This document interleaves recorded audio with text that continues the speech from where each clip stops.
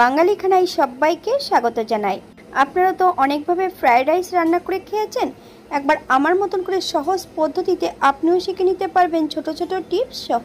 তবে আজকে আমি এখানে ফ্রাইড রাইস রান্না করব ঘরে থাকা উপকরণ দিয়ে। তবে আমি আজকে এখানে কিভাবে ফ্রাইড রাইস রান্না করলাম চলুন সেটা একবার দেখে নেওয়া যাক ভিডিওর মাধ্যমে। আশা করছি আজকের ভিডিওটি ভালো লাগবে। সকল বন্ধুদের কাছে অনুরোধ করছি সম্পূর্ণ ভিডিওটি দেখার।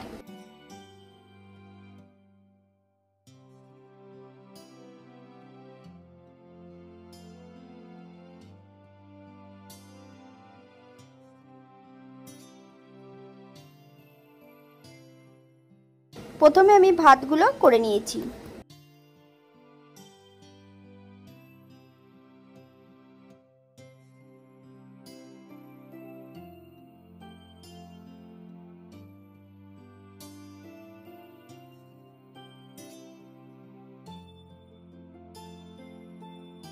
প্রথমে সবজিগুলো আমি ভেজে নেব।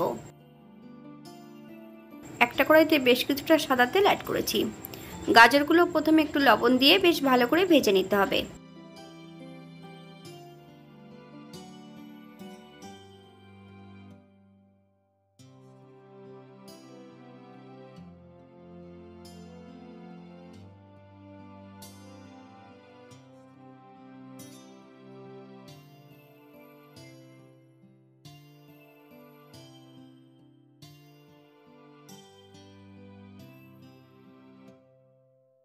এই পর্যায়ে সম্পূর্ণ গাজরগুলো তেল থেকে তুলে নেব। তবে আপনারা আপনাদের পছন্দ মতন ভেজে নিতে পারেন।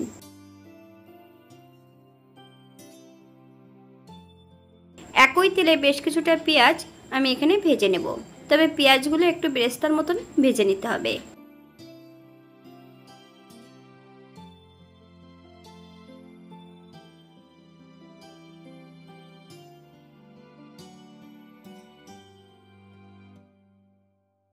এই পর্যায়ে সম্পূর্ণ পেঁয়াজগুলো তেল থেকে তুলে নেব। আপনারা এর থেকে কম বেশি ভেজে নিতে পারেন।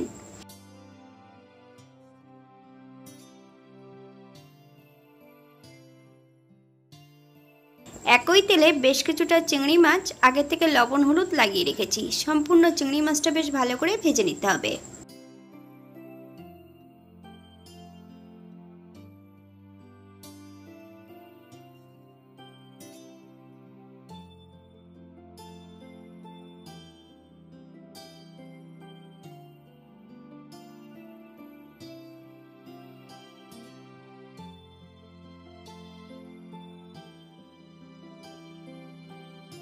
আগের থেকে বেশ কিছুটা সয়াবিন আমি সেদ্ধ করে নিয়েছি।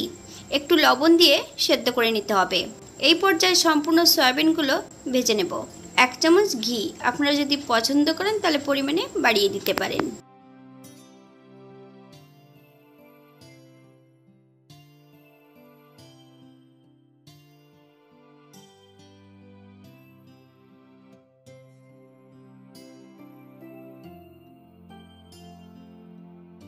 এই পর্যায়ে অ্যাড করব বেশ কিছুটা ঘি।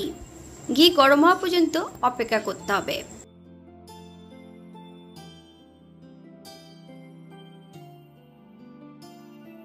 ফোড়নে রেখেছি তেজপাতা, দারচিনি, এলাচ, লং। ফোড়ন থেকে সুগন্ধ বেরোলে সম্পূর্ণ ভাতগুলো অ্যাড করতে হবে। ভাতগুলো কিন্তু আমি 90% মতন করে নিয়েছি। আপনারা এর থেকে কম বেশি করে নিতে পারেন।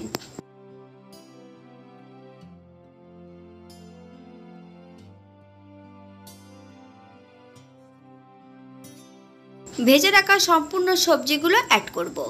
মিডিয়াম আঁচে বেশ কিছু সময় নেড়ে নিতে হবে। আপনারা একবার লবণটা চেক করে নিতে পারেন। আমি আগে পরে লবণ অ্যাড করেছি, তাই এই পর্যায়ে কোনো লবণ অ্যাড করব না।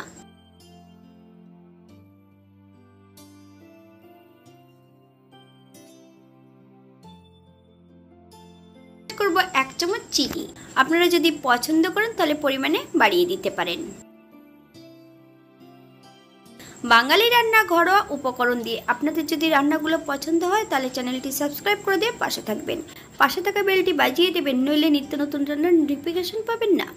এমন ফ্রাইড রাইসের রেসিপি আমার চ্যানেলে দেওয়া আছে। আপনাদের যদি পছন্দ হয় তাহলে চ্যানেলটি ঘুরে একবার দেখে নেবেন।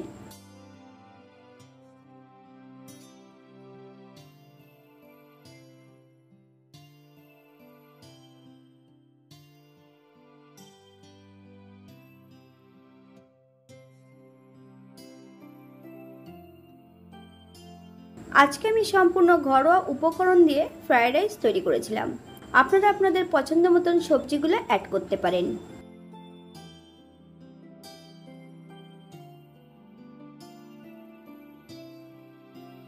এটা দেখতে যেমন ভারী সুন্দর হয়েছে, এটা খেতে কিন্তু অসম্ভব ভালো হয়েছিল। আমি সঙ্গে রেখেছিলাম ডিমের কারি।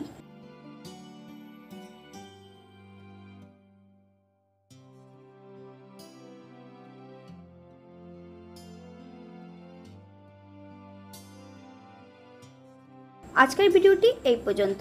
সবাই সুস্থ থাকবেন, ভালো থাকবেন। অন্য দিন নতুন রেসিপি নিয়ে আপনাদের সামনে আবার আমি হাজির হব। নতুন ও পুরনো সকল বন্ধুদের অসংখ্য ধন্যবাদ ভিডিওটি দেখার জন্য। হাতে যদি সময় থাকে তাহলে একটা লাইক, কমেন্ট, শেয়ার করবেন।